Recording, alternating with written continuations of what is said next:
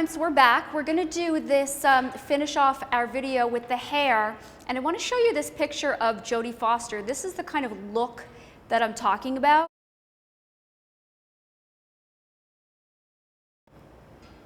And what I do is I create it with a really, really small iron, and I go ahead and take just small, maybe 1/4-inch sections of hair and wrap it around the iron, just like this. You want a really, really spirally curl and hold on to it for just about 10 to 20 seconds. It really depends on the texture of the person's hair. And then just let go and you'll get that really beautiful little bouncy curl. I'm gonna redo a couple of these. There's 2 different ways. Sometimes I wrap it like this, but sometimes if I really need to get the ends in, if somebody has hair that's got really damaged ends and we need to work on the ends, then I'll wrap it around and pull it through like this, so that I'm able to hit the ends with the iron. The other way I just did with this curl, it keeps the ends a little bit less waved at the end. So either way that you can do it like that, and just do the entire head. It really doesn't matter. You can kind of go with the natural part. And then what you want to do is grab some kind of pomade or some kind of, hair shine or something like that. I prefer something with a little bit more texture in when I play around with the curls. And this is the fun part. I take a little bit on my finger, work it into my hand, into the palms of my hand, and very, very gently just start lifting and scrunching the hair up. Now there's different levels of craziness with the curls. Sometimes we want a pretty curl and we don't want it to be too kind of messy and too big.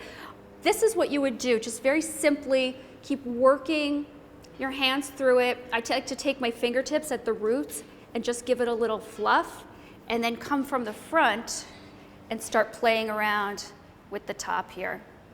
And it really depends on which direction you want to go. In the picture, she had a hat on, so we can kind of, just play it by ear as I work through her hair a little bit, take a little bit more pomade, and I'm just gonna come in here.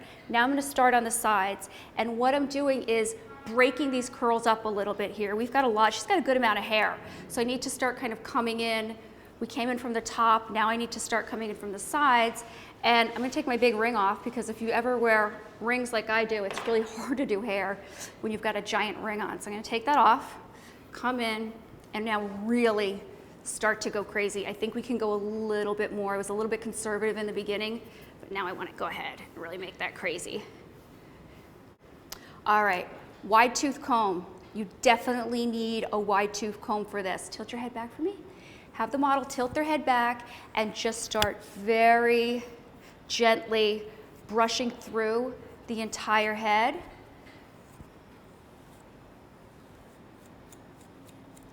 And that's what's going to give the hair lots and lots of volume and lots of kind of craziness. And then I'm going to come in with my wide tooth comb, I'm going to pick up sections, and I'm going to go ahead and give them a tease from about halfway down. I'm not teasing the roots, it's really more about teasing the middle part of the hair to the ends of the hair, to the roots. And this is what's gonna give us that really, really big, full look. And the fun part about this is I love doing editorial hair, because unlike, say, doing bridal hair or doing maybe event hair and things like that, you can have a lot more fun. It doesn't have to be a really, really perfect look. And especially for this look, you want it to be a little bit on the crazy side. You can have fun with this. Don't be afraid. I think it's really important. I see a lot of hairstylists out there that are afraid to tease. So just play around with people's hair, especially if it is something a little more fashion, high fashion, like we're doing today. All right, I think I like that. What I'm gonna do now is take my hairspray. I don't like to use hairsprays that are too heavy. This is a perfect one because it's nice and light, and you can layer it on, and it doesn't get sticky, it doesn't turn white, it doesn't get gooey. You can use this spray all day, and you can comb through the hair, put more on, comb through the hair, work with the hair all day, and it still keeps the hair in place, but very, very flexible. All right, so I like what's happening here. Let me take a look from the front. We've got a little bit, it looks really, really cute. Now remember, I don't want this too perfect, but what I do want to do is kind of finish off this look. So I'm going to take a little bit more pomade, And I'm gonna give her a little bit of a side part. I want to make her look like, almost like a little girl, an adult version of a little girl. So I'm gonna take a little bit of the hair, just gonna take a bobby pin here, and then I'm just gonna go ahead and kind of clip that for you. And then what we'll do is we'll come back with our comb, just like this, and we'll pull this out. Make it a little crazy. I sometimes like to bring it in on the face. It really just depends on how you like to do the final styling with the hair. Give this side one more little bit of a hairspray. And there you go. There is our innocent 1970s makeup and hair look.